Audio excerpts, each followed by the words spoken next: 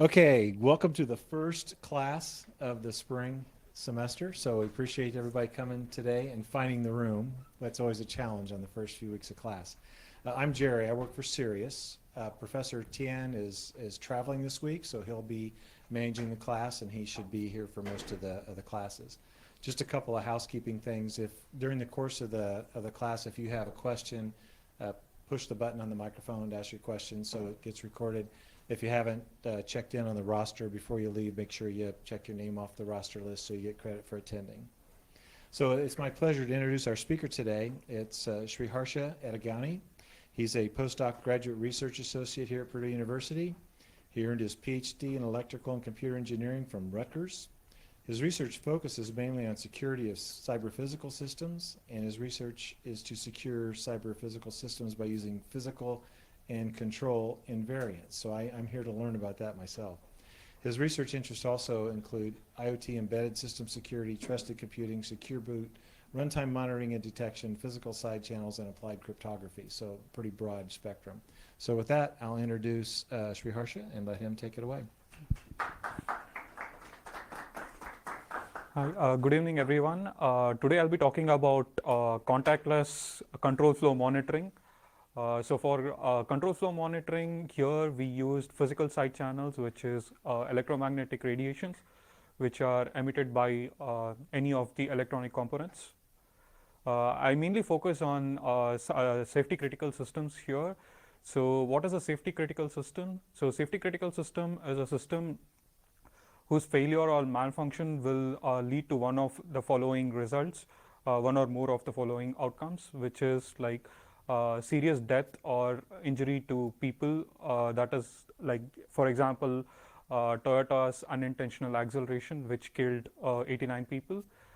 Or it could also be a loss or severe damage to any property or infrastructure, like you can see the plane crashing into a building. Or it could also be environmental harm, which is like the BP oil leak, so which caused environmental harm. So what is safety critical system? So safety critical system comprises of physical system, as you can see here, the aircraft, which is a physical system, and an embedded system. Embedded system involves software and hardware, which is actually controlling the physical system. So together it's called cyber physical system.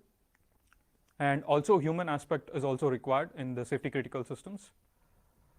So industrial control systems are one of the safety critical systems, especially few of them. So I'll talk about that. Here you can see the 3 layers of industrial control system, the bottom 3 layers, which are on operational technology side. The bottom layer, the bottom one, what you can see is the field level, which is your sensors and actuators, like any meters or any sensors, like for example something measuring the pressure on in a cylinder or something like that, and actuators, something like motors which are running. So these kind of things are the sensors and the actuators. The next layer is the control level, where you have industrial controllers, like for example PLCs or RTUs. PLC is programmable logic controllers, so which are industrial grade computers, which are used in manufacturing plants or any other industrial control facilities, like nuclear power plants or these kind of things. So the main function of these are to get the input from the sensors, which is from the under level, and then perform some operations on top of that, and then decide on what actuation commands to be given to the actuators. And another function of these are, it can also take inputs from the SCADA system or the human machine interface, the control commands, and send it out to the actuators. So in my scenario, I'm just considering the industrial control system, the control monitoring on industrial control systems, specifically on programmable logic controllers.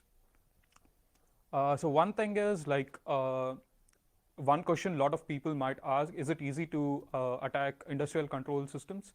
So this is just one simple example of like what it is. If you look at numbers on the attack surface wise, you can see from the power plants, this is a US power grid, transmission grid. You can see that it has 7,000 power plants. around 19,000 power generators, 55,000 substations, and 450,000 miles of high voltage power lines. And this is not even considering other equipments like smart meters or any distribution things and all these things. So you can see that it has a huge attack surface, and location wise, most of them are actually placed in very remote locations in very hostile environments. So yeah, you can decide like if it's easier to attack or not. So these are some of the malicious attacks on industrial control system. I'm just going through some of the very popular and famous ones. There are a lot more. So industrial control systems, mostly examples of some of them are like the power grids, the manufacturing plants, your oil and gas refinery, nuclear power plants. These are the ones. You see how critical they are. So one of the example, the first known malicious attack on industrial control system was by Stuxnet malware, which attacked the nuclear enrichment plant. The another popular one which I would like to mention is crash overwrite, which was on Ukrainian power system. And the third one which I like to mention is Titan, which was on oil and gas refinery. So what kind of attacks can be done? So there is special kind of attacks which are performed on this industrial control systems. They are called kinetic cyber attacks. So what are kinetic cyber attacks? So kinetic cyber attacks are direct or indirect assault on which will cause damage to properties or any equipments, or kill people or injure them. So these kind of things solely based on the exploitation of the vulnerabilities present in the cyber site. So this is a kinetic cyber attacks. So if you want to see some of the examples, again, the Stuxnet is one of the great examples here for kinetic cyber attacks, where the cyber part was attacked and the result of which was destroying around 1,000 centrifuges. So here you can see that it destroyed some physical property. The other one I would like to mention is the water treatment plant control in Australia, where attacker was able to mix the cleanly treated water with the untreated water, causing poison to the water. So this was one of it. And the other one, you can see that cyber attack on Ukrainian power plant, causing blackout, power outage. Other one was hack attack on steel plant in Germany, causing damage to the equipments. So these are some of the kinetic cyber attacks. So my work basically is to protect against this kind of kinetic cyber attacks. So the main problem here is to either detect or prevent this kind of cyber attacks which are running on industrial control systems. So I'm specifically concentrating on programmable logic controllers. So if everything runs well, then it's okay. If there is an attack, you should be able to detect it as soon as possible and take preventive actions. So for that, you have few previous literature work from the literature what are being done here. One of it is the offline analysis of verifying the control logic on the PLCs. So here you can see the green circle is a bump in the wire, which is a device. So it is called a trusted safety verifier. So what this does is it actually intercepts the program which is programmed from the control operator to the PLC. So any program what you want to program it to the PLC, so this bump in the wire intercepts those program, analyzes it, verifies for the safety properties to see if the program is being run on the PLC, there are no physical damages or violation of any safety properties.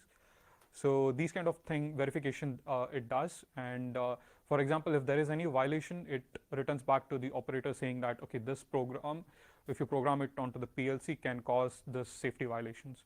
So if there is no safety violation, then it goes ahead and programs onto the PLC.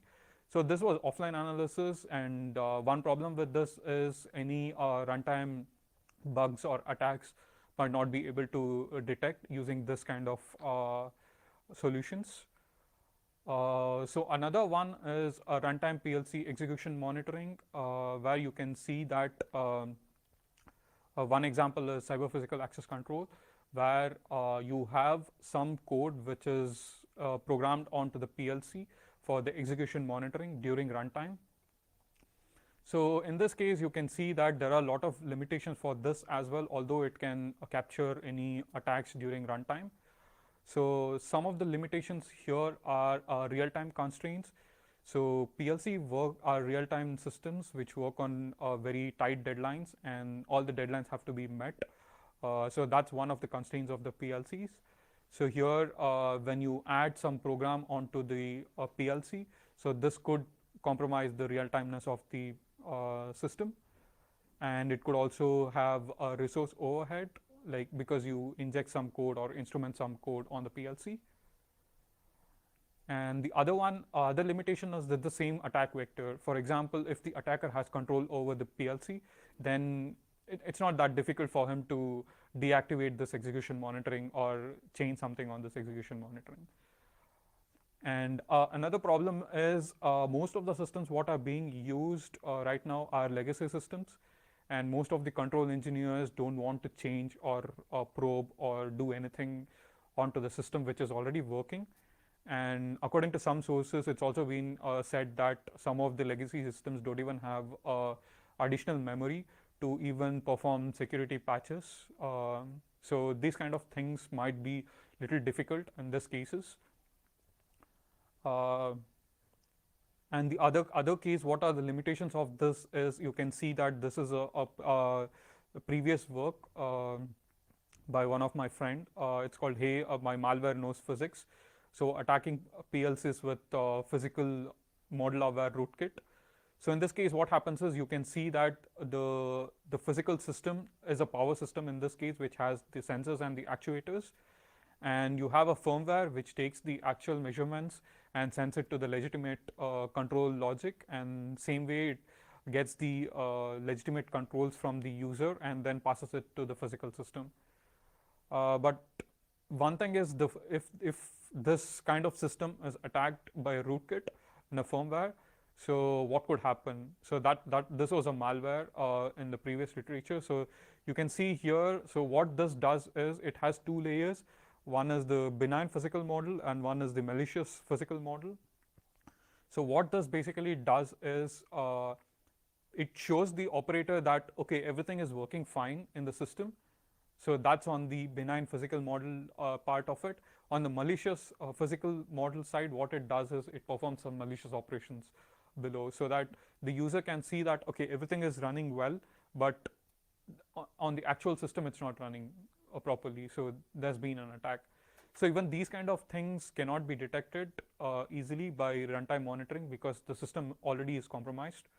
So even for these kind of things, what we wanted to do is we wanted to detect any control flow violations in this case. So that's why we used electromagnetic radiations, which is a physical side channel, to capture the control flow and then see if it is legitimate one or if it's something by an attacker.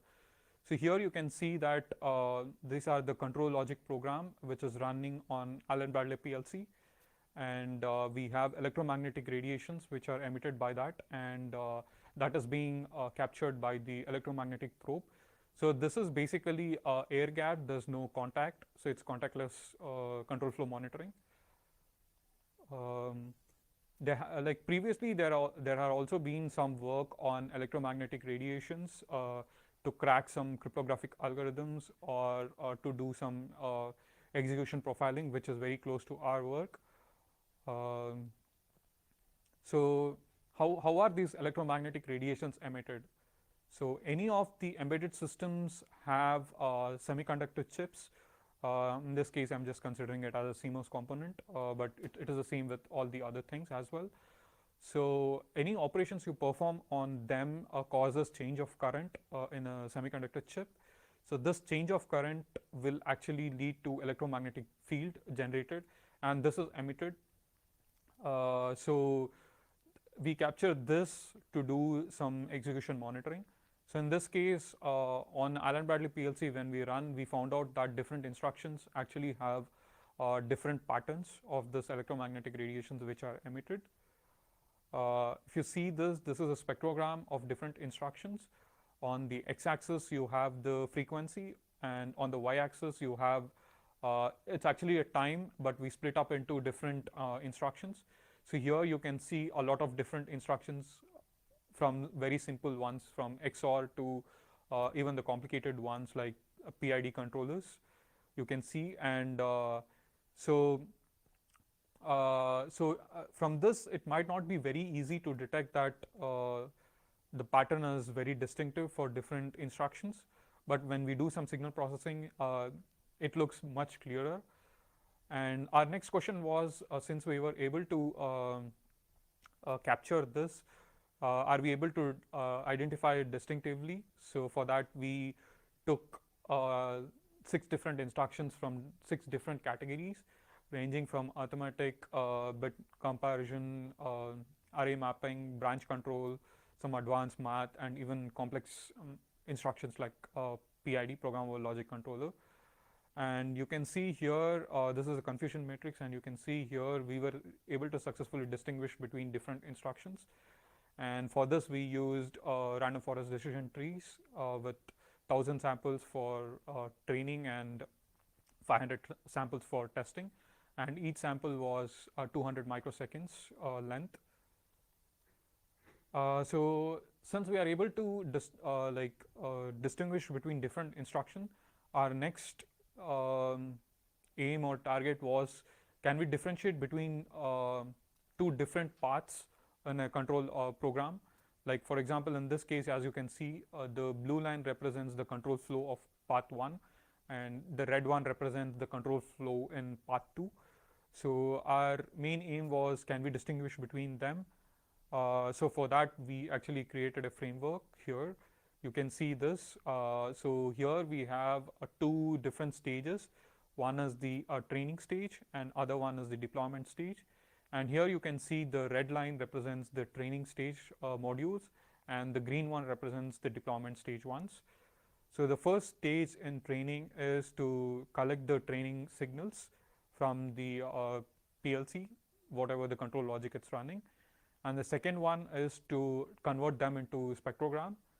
And the third one is to create a program behavioral model, which is later used to detect if there is a legitimate execution path or any malicious execution path.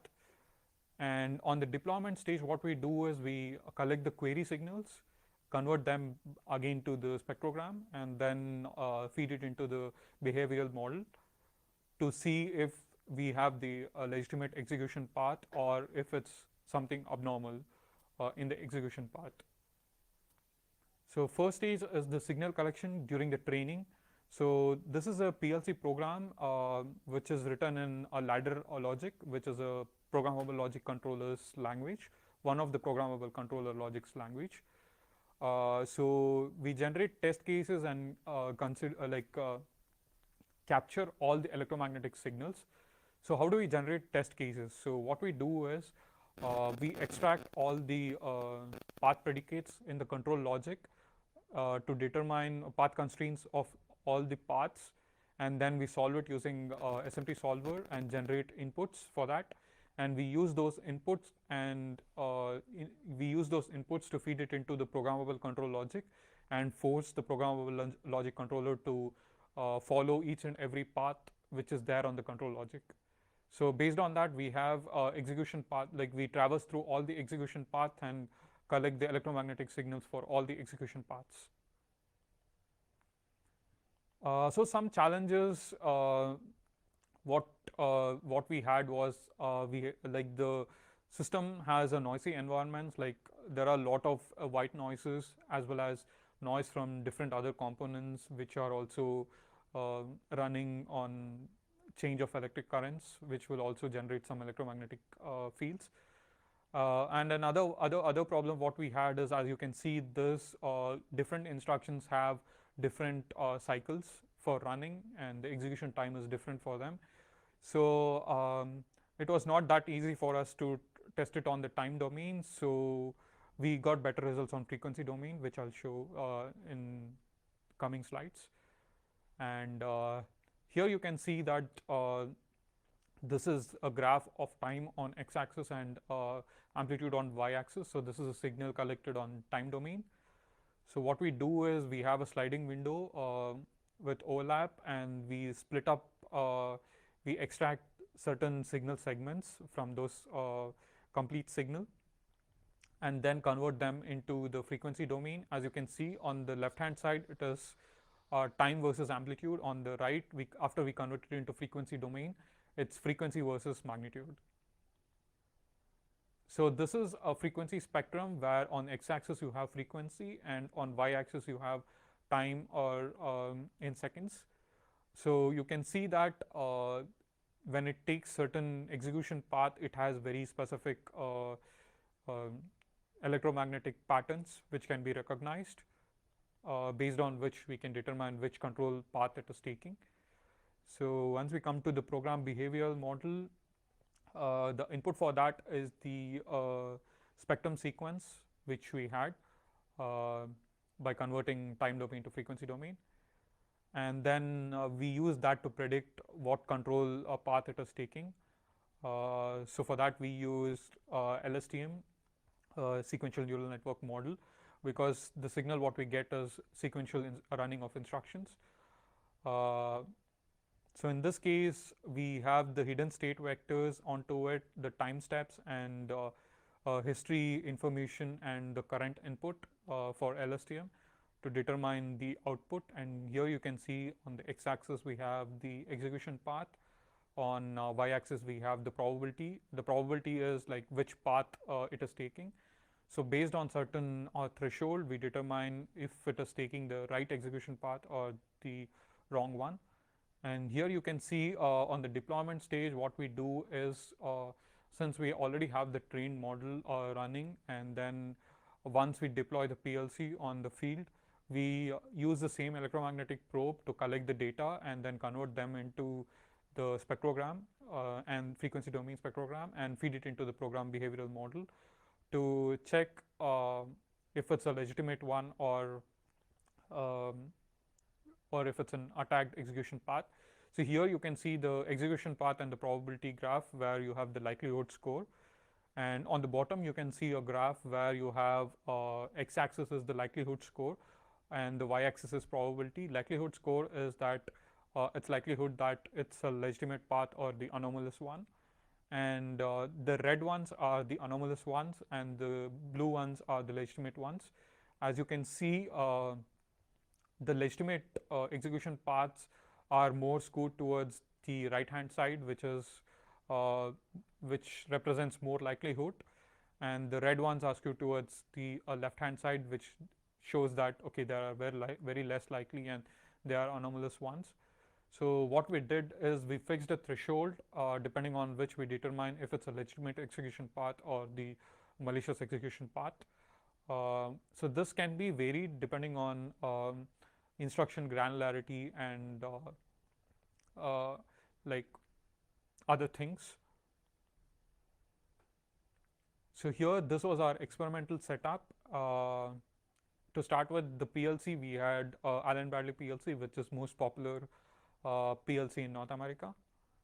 And for the EM sensor, what we did is we just used a microphone and we removed the transducer. So this acted as an antenna. So that acted as a EM probe. And we used amplifier to amplify the signal which was collected by the EM probe. And then we had oscilloscope to sample it at 50 megahertz.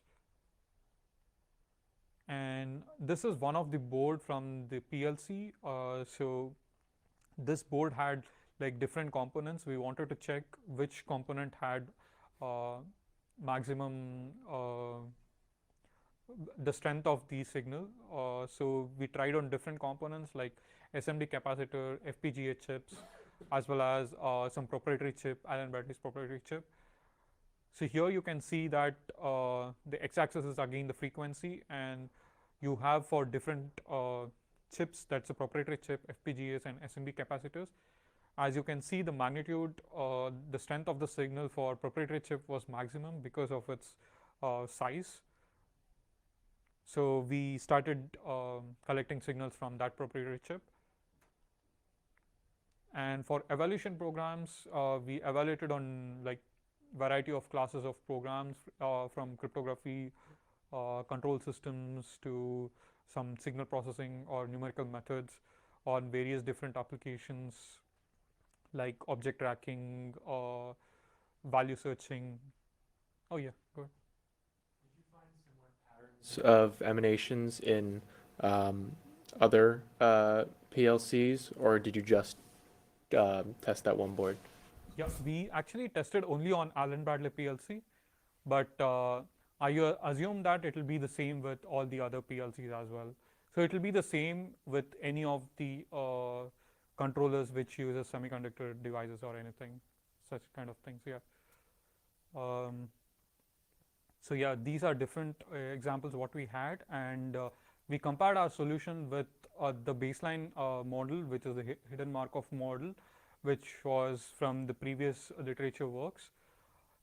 Here we use both time domain and frequency domain just for comparison part of it.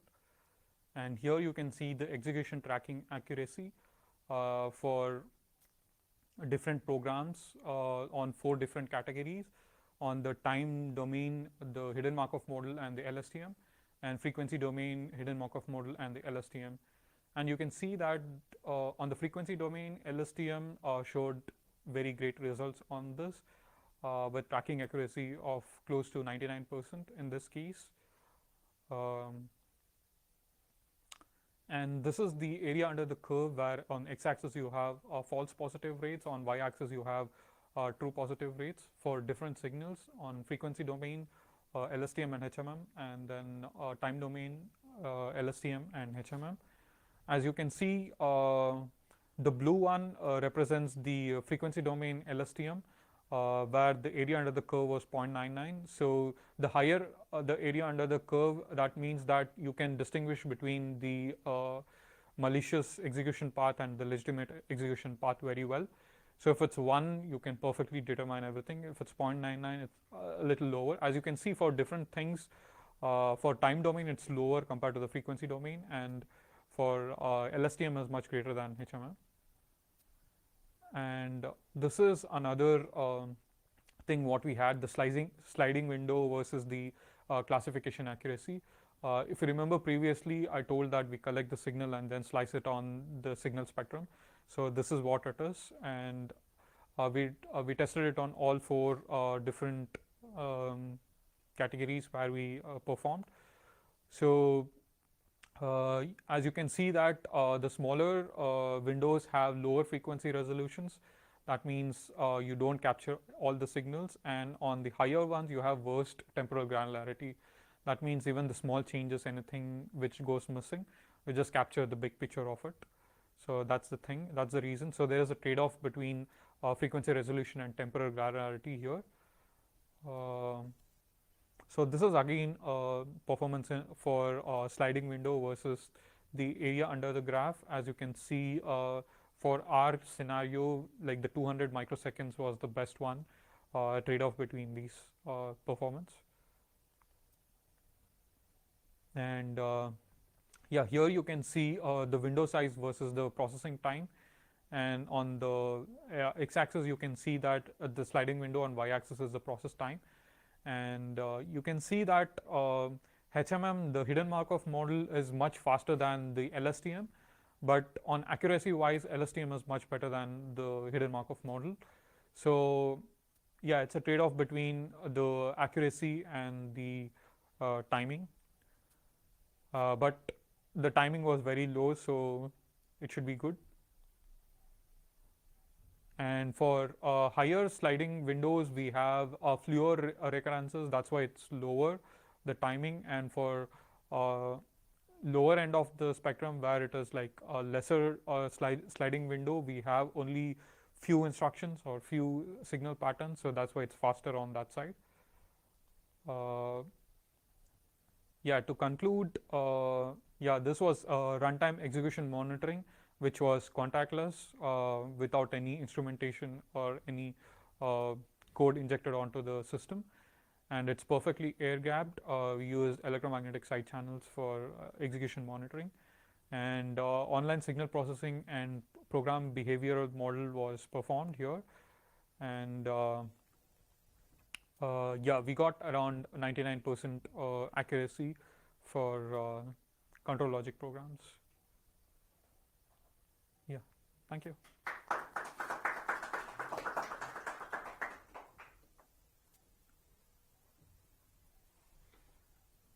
Oh, yeah. You mentioned that one of the challenges you faced was external electromagnetic noise, white noise influence. So I have a question regarding that.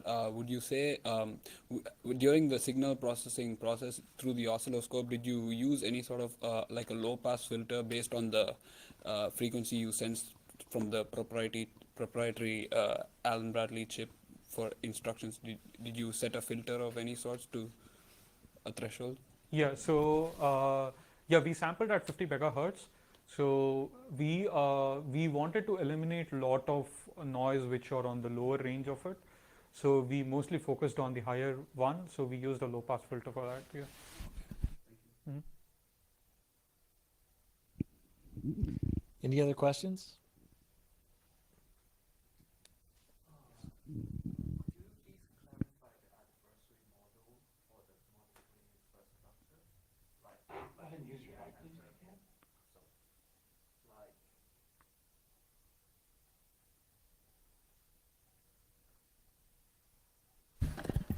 Okay, could you please clarify the adversary model of the defense? Yeah, sure. Yeah. So in our model, what we consider is the defensive solution is being provided by the people, internal people who have access to the code, as well as the PLCs, and they have physical access. So that's what we assume, and so we assume that all those actors or all those systems are protected and trusted. And what we assume is the attacker can either remotely gain some access to the PLCs, either directly or through any other internal medium. Okay. So this is our So model. basically, the attacker, of course, they cannot have physical access to change Yes, the. yes, exactly. Yeah, the device. attacker cannot have physical access. Okay. So how close does it need to be to capture these signals? Yeah, between- so it actually depends. So in our case, it was around 5 centimeters. If it's greater than 5 centimeters, then it's not that good.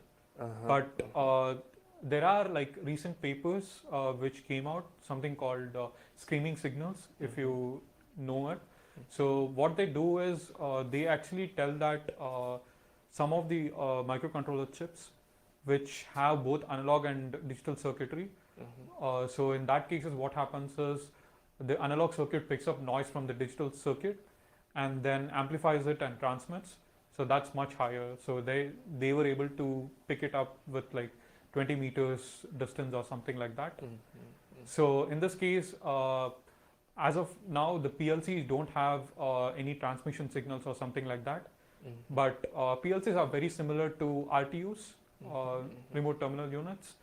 So, but the remote terminal units are equipped with a lot of other things like Wi-Fi or GPRS or these kind of things.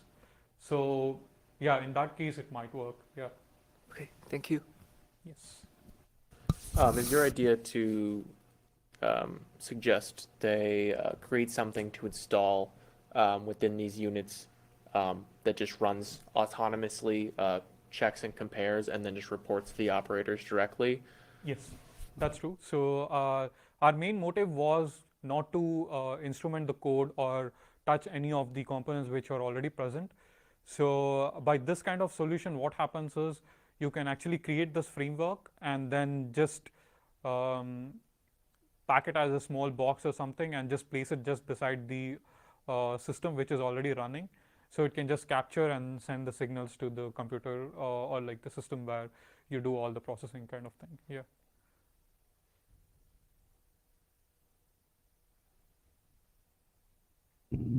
Okay, any other questions? Okay, if not, let's thank our speaker again.